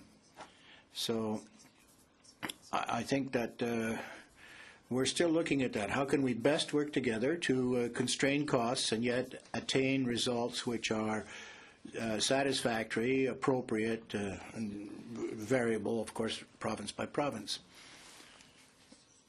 Now, as to street gangs, so your question's dealing with street gangs. Street gang is street gang in French and English anyway, but I don't know if my colleague, Commissioner Paulson, can help me out here, but there is an anti-drug strategy, a pan-Canadian anti-drug strategy within Safe Streets and Communities Act, of course, and therefore in March of 2012 it received royal sanction, Safe Streets Act. I don't know if this responds to your question, but some funds were allocated to that drug strategy. I'm not quite so sure. Not so sure yet. All right, okay. I don't want to misspeak myself. I'll give the floor to Mr. Paulson. I'm aware of Montreal in particular, and my good colleague Marc Parent, his work against the street gangs, and it is a real challenge in some of our bigger communities. And I think it falls to each police leader in major cities, or in my case, in some major cities, but on a provincial basis, to have their strategies going forward to fight organized crime. We have a number of national strategies that are tackling organized crime and prioritizing the threat and coordinating focused enforcement efforts on these gangs and these organized crime groups, so that when these individuals, and we've worked with Montreal, we've worked with Quebec, we've worked with Ontario, and we have some very productive national investigations going on implementing these strategies. But speaking to the funding issue that my colleague has already addressed, those are individual decisions, province by province. Par province, il va falloir regarder le problème pour qu'est-ce qui est de la recherche de. So it's up to the provinces also to try to find money themselves and divvy it up the way they see fit. 10-minute round. Okay. Well, I'll probably share my time with Mr. Rafferty. Mr. Rafferty, it's yours. Sharon, thank you, everyone, for staying for an extra hour. Commissioner Paulson, always nice to see you, but I don't have a question for you. Sorry. Mr. Head, I'm sure that you've had a pretty close look at the correctional investigator report, and in particular that 1 in 4 men in federal prisons are Aboriginal, 1 in 3 women are Aboriginal, certainly disproportionate to the population in Canada. And one of the things, one of the recommendations, that they're talking about in the report, better rehabilitation programs, better integrated programming with respect to First Nations culture and so on. Now, correct me if I'm wrong, but that funding has either not increased or has been cut for that particular thing, or are there plans in the future to maybe shift some monies around to make sure that those particular recommendations dealing with that are dealt with properly? Just to give you, again, some reference points in terms of increases in the budget as it relates to our response to Aboriginal offenders, First Nations, Métis, and Inuit offenders. In 2006-07, our budget for specifically for Aboriginal-based initiatives was $43 million. This year, or going into this new fiscal year, 2013-14, our budget will be $62 million. So there has been an increase, and that increase has allowed us to expand programming specifically for Aboriginal offenders. Okay, so we will see that expanding over the next year? Yes. Those programs to deal with that particular recommendation. Good, thank you very much. Mr. Brown, in my riding, which is along the border with the United States, northern border with the United States, it's we see a lot of boats on the river, American boats. We see a fair amount of personnel, very beefed up border security on the American side in particular, drones patrolling the border and so on. And my question to you is Canada spending any money? I know that you're probably cooperating with American authorities on these sorts of initiatives, but is there any Canadian money being spent to help with these programs that the Americans are embarking upon? I'm going to defer to my colleague in the RCMP. Between ports of entry, the question of patrolling the border is the responsibility of the RCMP. So I in fact do have a question for you, Commissioner Paulson. I'd be happy to answer that. No, I think I understood the question to be, are there increases? No, it is. Are Canadians, is the Canadian government spending any money on these American initiatives to help the Americans with these initiatives? Sorry. No, we're not spending money to help the Americans with their initiatives. We're spending money to help Canadians work with the Americans on similar initiatives. So in terms of technology and patrols and, integrated efforts in patrolling and inland investigations. So we are. Okay, thank you very much. And just back to you, Mr. Head, quickly, I think we probably maybe have a minute or so. 30 seconds. Just your personal thoughts on the correctional investigator report. The correctional investigator always brings forward some issues for us to review. We don't necessarily always agree with the specific direction or recommendations that that his office proposes, but we do have a same common goal, which is to ensure that we're delivering the most effective correctional services in the country. Do I have a moment? Were there any particular recommendations that really stuck out in your mind as being ones that need to be dealt with, very quickly by your organization? I think the underlying theme in the report is for us to continue to address the needs of Aboriginal offenders in a way that the law intended, which is to provide for those that choose. Not all Aboriginal offenders choose, but for those offenders that choose to follow an Aboriginal specific path, for us to provide the opportunities within the budget that's available to us. Okay, thank you.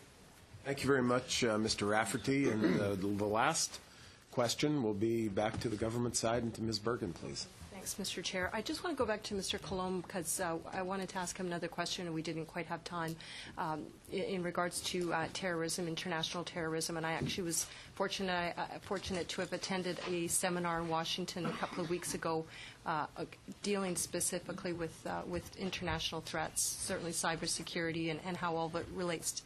But I wonder if you could talk a little bit about the issue of terrorists raising money and how important it has been, really Canada, and when I was at this conference, Canada really is leading the way in terms of the legislation that we passed, listing groups as terrorist organizations, and then crippling them from trying to raise money, or as I've heard, laundering money, which is, it's not just raising it, it's the laundering that they are very, very good at. And if you can talk a bit about it, I think this committee would be interested to hear that. Thank you, Ms. Bergen. Mr. Collins. Well, I'll start by saying, obviously, money, like we say in French, c'est le nerf de la guerre.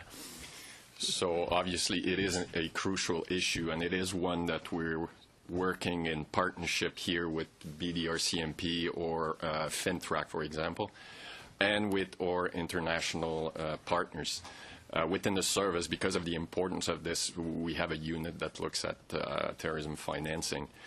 And you're right, Canada I think, has taken a lead on this. We're contributing, but at the same time, we have to realize that it is an issue. There's money flowing from Canada going to support some of those organizations, so it is at the top of what we can do as a service, again, in partnership to try to stop that support from coming from Canada. In terms of terrorism, the one thing I would like maybe just to add, every time we talk about the terrorist threat, we're always, and the first thing that comes to mind, and I've done it in my previous response, was to talk about Al-Qaeda and the Al-Qaeda ideology. But people have to realize this is not the only terrorist threat that we're facing. There's other organizations like Hezbollah, for example, that is real, and that is also constitute a threat to U.S. safety of Canadians. Yeah. Yes, and I know that was talked about as well. And again, the listing of Hezbollah as a terrorist organization, which was an important part of fighting it. Thank you very much for that. I also, in relation to not as much to radicalization, but youth gang violence, one of the things that our government has done is made the funding to combat youth gang violence permanent. It was actually created under our government. Mr. Guimont, could you talk a bit about that funding? And one of the things I think is so good about it is it goes to a lot of projects across the country. So it's not just one big program. It actually funds a number. In the hundreds. Can you talk about how many projects are funded under our youth gang prevention funding? It'll have to be very quickly, Monsieur Guimont. We are just coming close to the close of the meeting. And thank you, Mr. Chair. And I'll be brief for two reasons. First, I'll confirm that in the mains, this youth gang funding is maintained. So I just want to make that point, which echoes what you're saying. With respect to projects, these are good projects. They're within the Safe Communities Initiative, or are known as our National Crime Prevention Strategy. I don't have the number of projects. I will file that with the committee, and full disclosure on that. Very much. Thank you. I want to thank all departmental heads for being here today, and for your presentations, for your answering the questions. In the course of answering some of these questions, as time goes on, you may consider that you should have answered it a little differently, or we've had a request already for at least one of the reports, and now another presentation that you may want to send to our committee. I can tell you that when you send these reports in, we will circulate them, and so it'll be part of the record, and we would very much appreciate receiving those. So again, thank you for being here. Our time is up, and we are going to adjourn. Next Tuesday, we will come back. We will be going clause by clause on legislation, and we will also have committee business. We are adjourned.